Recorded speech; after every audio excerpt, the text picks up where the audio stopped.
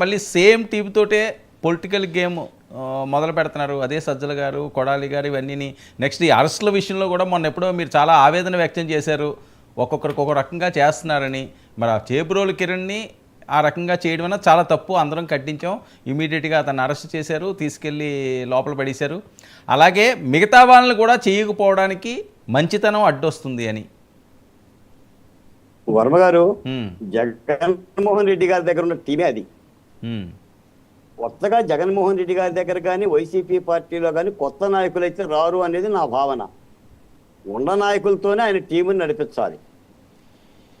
అదే సజ్జల గారు ఉంటారు, అదే దువ్వాడ శ్రీనివాస్ గారు ఉంటారు, లేదా మరొకరు ఉంటారు. నేపథ్యం అది. వాళ్ళు పక్క చూపుడు చూసే ఛాన్స్ లేదు, చూడరు కదా. వాళ్ళు వేరే దానికి వెళ్ళమంటారు కదా.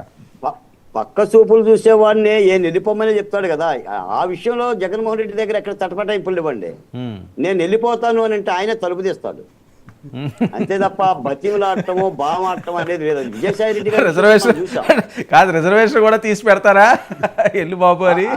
ఆ జగన్మోహన్ రెడ్డి గారి తత్వం మీకు మాట చెప్తానండి. డోలేంద్ర ప్రసాద్ గారు అని జమీన్ రైతు ఎయిటరు, నాకు గురువు గారు. ఆయన అంటాడు రాజశేఖర రెడ్డి గారి గురించి, తల గొప్పదా గోడ గొప్పదా అని పందెం కాస్తే రాజశేఖర రెడ్డి తన తలని గోడకు గుద్దుకొని నా తలే గొప్పదంటాడు అని రాస్తాడు. అంటే అలాంటి మొండి వైఖరి కలిగిన నాయకులు వాళ్ళు. జగన్మోహన్ రెడ్డిది కూడా అదే తీరు. జగన్మోహన్ రెడ్డి గారు ఒకదాన్ని పడితే ఇక అదే ఆయనకి ఎవరు చెప్పినా ఆయన వినడు. అది చూసాం మనం 5 ఏళ్ల పరిపాలనలో. ఇప్పుడు ఆయన 3 రాజధానులు అంటే 3 రాజధానులు, 30 రాజధానులు అంటే 30 రాజధానులు. ఇదే శ్రీనివాస్ గారు మేము రామచంద్రపురం మనం అరసవల్లి పాదయాత్రకు మేము బయలుదేరితే నేను రాజమండ్రి వరకు వెళ్ళా. చాలాసార్లు ప్రెస్ మీట్ పెట్టి దువ్వాడ శ్రీనివాస్ గారు మాకు చాలా వార్నింగ్లు ఇచ్చాడు. నేను కూడా ఆయనతో ఢీ కొట్టినోన్నే అప్పట్లో డిబేట్లప్పుడు కూడా. కాబట్టి ఇవన్నీ మేము చూసాం. అంటే వాళ్ళ నాయకుడి యొక్క విధానము వాళ్ళకి నచ్చుతుంది, సమీక్ష అయితే ఉండదు. ఆయనకున్న టీంతోనే నడుస్తారు. కాదండి, ఇప్పుడు ఇప్పుడు ఏదైతే మొన్న కిరణ్ మాట్లాడారో ఆ రకంగా చాలా ట్రోల్స్ అయిన సందర్భాలు ఉన్నాయి గతంలో. ఇంకా వాళ్ళందరూ సేఫా? నాకు మాట ఇప్పుడే నా మిత్రుడు వాడు ఫోన్ చేసి 5 ఏళ్ల కూటమి, ఈ ఏడాది కూటమి పరిపాలనలో వైఎస్ఆర్సీపీ వాళ్ళందరికీ సిఐడి నోటీసులు, ఏసీబీ నోటీసులు, సిట్ నోటీసులు వస్తున్నాయి. అందరూ టీ తాగి కాఫీ తాగి కాసేపు టిఫిన్ చేసి వెళ్తున్నారు తప్ప వాళ్ళకి ఎలాంటి నష్టాలు అయితే ఏమి లేవండి. అలాంటి నష్టమైన కార్యక్రమాలు అయితే ప్రభుత్వం తీసుకుంటుందని నేను అనుకోవట్లా.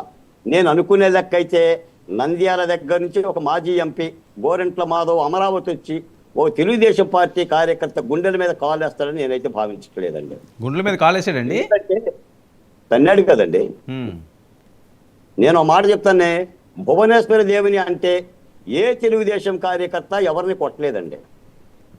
అంత శాంతి కాముకులండి వాళ్ళు.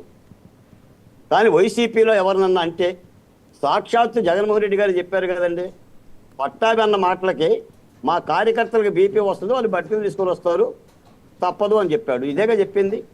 తెలుగుదేశం పార్టీ కార్యకర్తలు ఇప్పుడు కూడా ఆ చేబ్రోలు కిరణ్ అనే ఒక పసుపు సైనికుని, అంటే కాళ్ళకు చెప్పులు కూడా లేని సైనికుని ఆయన అన్న మాటలను ఖండిస్తున్నామంటే ఇక్కడ.